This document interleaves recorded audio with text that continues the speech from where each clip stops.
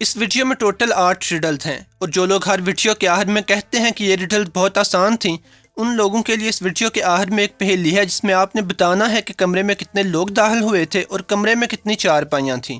अगर आपने ये आखिरी रिडल दिए गए टाइम में हल कर दी तो आप वाकई एक सही इंसान हैं। हर रिडल के आखिर में आपको सोचने के लिए टाइम दिया जाएगा।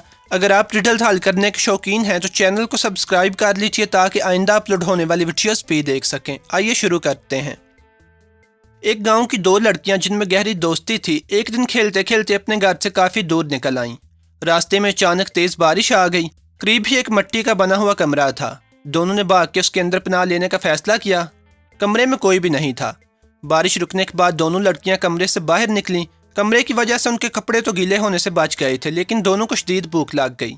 दोनों ने किसी फ्रूट के दरख्त की तलाश के लिए मुख्तलिफ समतों में निकलने का फैसला किया और तय किया कि वो आधे घंटे बाद दोबारा इसी कमरे में पहुंच जाएंगी। एक लड़की जो शुमाल की तरफ निकली थी, उसे एक सेब का दरख्त मिला। लड़की ने कुछ सेब तोड़े और सेब को खाने लगी। सेब खाते ही वो लड़की भी एक सेब का दरख्त बन गई जो बिल्कुल बाकी दरख्तों जैसा था। जब आधे घंटे से ज़्यादा देर गुजर गई तो उसकी दोस्त उसे आवाज़ें देते और ढूंढते हुए वहाँ आई। उसकी दोस्त को गैब से एक आवाज़ आई कि तुम्हारी दोस्त एक ममनुआ दरख्त का सेब खा के खुद भी सेब का दरख्त बन चुकी है। उसे दोबारा इंसानी शक्ल में लाने के लिए ज़रूरी है कि तुम उस दरख्त को तलाश करो, लेकिन तुम्हारे पास सिर्फ एक चांस है। अगर तुमने गलत गैस किया तो तुम्हारी दोस्त हमेशा के लिए दरख्त ही रहेगी। चंद लम्हे सोचने के बाद लड़की ने आसानी से वो दरख्त गैस कर लिया। नाजरीन, क्या आप बता सकते हैं कि लड़की ने मतलूबा दरख्त का पता कैसे लगाया? अपना आंसर कमेंट सेक्शन में लिखिए।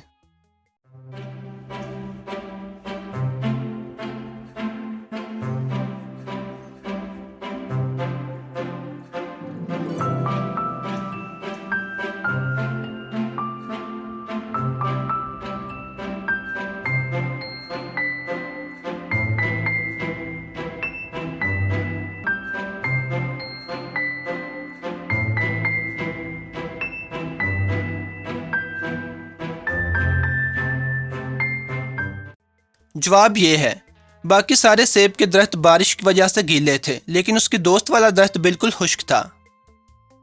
एक ट्रक ड्राइवर कहीं जा रहा था। सड़क पे लगे हुए साइंस पे तवज्जो ना देने की वजह से वो एक ऐसी सड़क पे जा निकला जहाँ पे उसे एक ऐसे ओवरपास के नीचे से गुजरना था जो उसके ट्रक की लंबाई से 2-3 इंच ही नीचे था।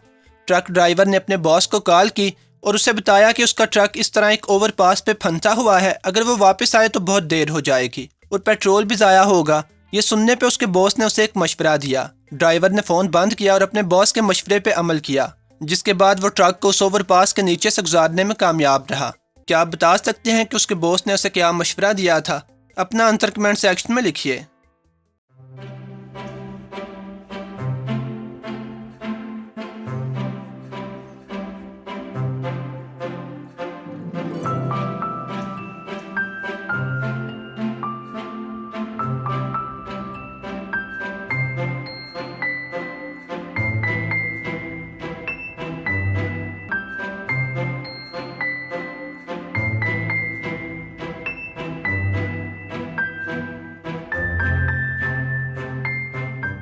जवाब ये है, उसके बॉस ने उसे ट्रक के टायरों में से हवा कम करने को कहा था। एक आदमी जिसका नाम अरसलान था, उसकी पहली बीवी मर चुकी थी। उस आदमी के पास ढेर सारी दौलत थी और उम्र 40 साल के लगभग थी। इस आदमी ने दूसरी शादी करने का फैसला किया। बदकिस्मती से इस आदमी की दूसरी बीवी इंतहाई लालची थी और असल में अरसलान की सारी दौलत पे कब्जा करना चाहती थी। अरसलान को अपनी बीवी के इरादों का अच्छी तरह पता चल गया था, इसलिए वो बड़ी एहतियात किया करता था। वो हमेशा वही खाना खाता था जो उसकी बीवी खाती थी और उसी बर्तन में से पानी पीता था जिसमें से उसकी बीवी पानी पीती थी। एक दिन उसकी बीवी ने उसे खाने के लिए एक सेब दिया। अरसलान ने कहा कि वो ये सेब सिर्फ इसी सूरत में खाएगा अगर वो इस सेब को दरमियान में से काटे और सेब का आधा हिस्सा खुद खाए। बीवी किचन में गई। कुछ देर बाद छुरी लेके वापस आई और सेब दरमियान में से काट के आधा सेब खुद खा लिया। उसे देखते हुए उसके शोहर ने सेब का दूसरा हिस्सा खा लिया। सेब खाने के कुछ देर बाद वो आदमी नीचे गिर पड़ा। खुशकिस्मती से उसी वक्त एक मुलाजिम कमरे में दाखिल हुआ और उसे अस्पताल ले गया, जहाँ उसकी जान बच गई। लेकिन आपसे सवाल यह है कि उस आदमी की बीवी ने ऐसा क्या किया था कि वही सेब खाने से उसकी बीवी को तो कुछ भी नहीं हुआ, लेकिन वो जहर के असर से नीचे गिर पड़ा? अपना आंसर कमेंट सेक्शन में लिखिए।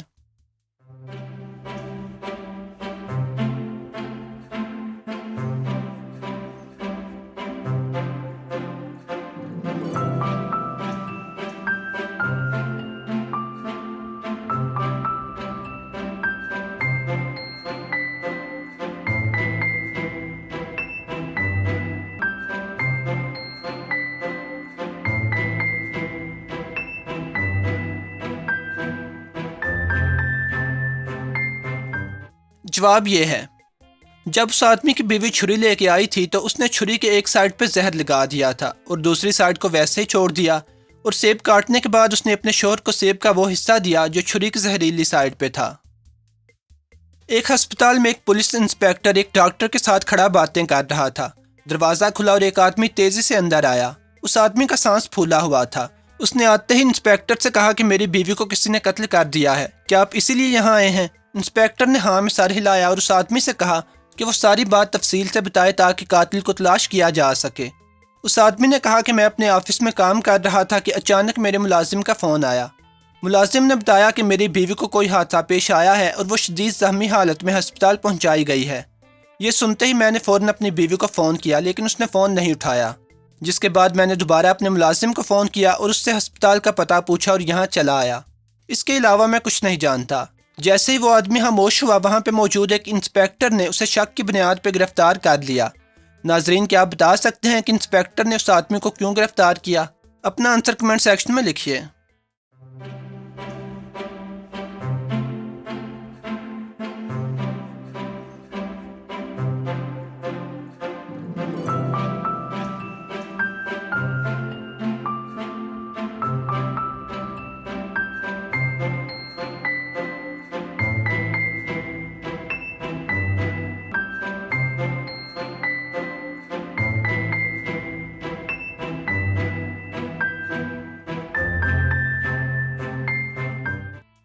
जवाब ये है, मुलाजिम ने उस आदमी को उसकी बीवी के कत्ल होने का नहीं बताया था, बल्कि किसी हादसे की वजह से शदीद ज़ख्मी होने का बताया था। ताहम उस आदमी ने आते ही कहा कि मेरी बीवी को किसी ने कत्ल कर दिया है। कैप्री नामी एक जजीरे पे एक साइको किस्म का सीरियल किलर रहता था, जो वहाँ पे आने वाले लोगों को अगवा करता और उन्हें कमरे में ले जाके अपने सामने बिठाता। 2 गोलियां और 2 पानी के गिलास मेज़ पे रखता। सीरियल किलर अगवा होने वाले को बताता कि इन दोनों गोलियों में से एक गोली में जहर है, जबकि दूसरी गोली में कुछ भी नहीं। वो इन दोनों गोलियों में से कोई सी भी गोली उठा सकता है। अगर उसकी किस्मत अच्छी हुई तो बच जाएगा, वरना नहीं। सीरियल किलर हर रोज़ एक नए बंदे को अगवा करता और उसके साथ यही खेल खेलता। लेकिन हैरत की बात यह है कि सीरियल किलर हर दफ़ा बच जाता और दूसरा अगवा होने वाला आदमी मर जाता। ये कैसे मुमकिन है?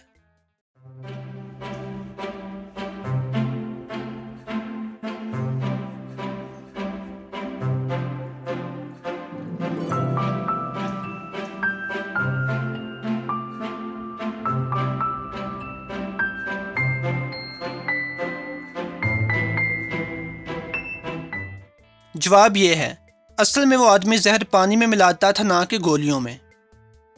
2 आदमी सारा दिन चेस खेलते रहे। दोनों ने 5 गेमें खेली, लेकिन शाम को रिजल्ट बताते हुए दोनों ने कहा कि वो 3-3 गेमें जीते हैं। ये कैसे मुमकिन है? अपना आंसर कमेंट सेक्शन में लिखिए।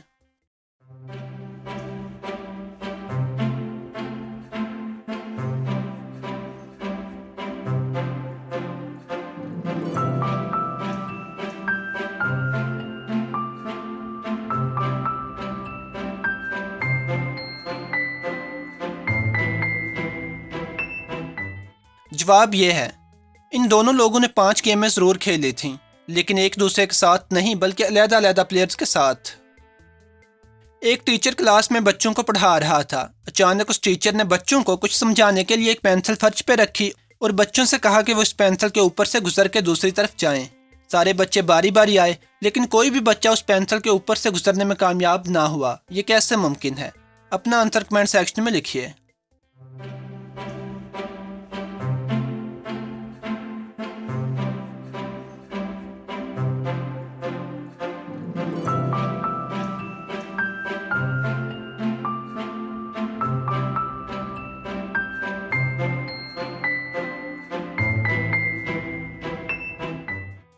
जवाब ये है, असल में उस टीचर ने पेंसिल को कमरे के एक कोने में रखा था और पेंसिल के आगे दीवार थी, लिहाजा कोई भी बच्चा पेंसिल के ऊपर से ना गुजर सका। एक कमरे में कुछ लोग दाखिल हुए, जिसमें कुछ चारपाइयाँ रखी हुई थीं। हर बंदा एक एक चारपाई पे लेट गया, लेकिन एक बंदा वैसे ही खड़ा रहा क्योंकि उसके लिए चारपाई नहीं बची थी। फिर कुछ देर बाद कमरे में मौजूद हर चारपाई पे 2-2 लोग बैठ गए, तो एक चारपाई बिल्कुल खाली बच गई। क्या आप बता सकते हैं कि कमरे में कितने लोग दाखिल हुए थे और कमरे में कितनी चारपाइयाँ रखी हुई थीं?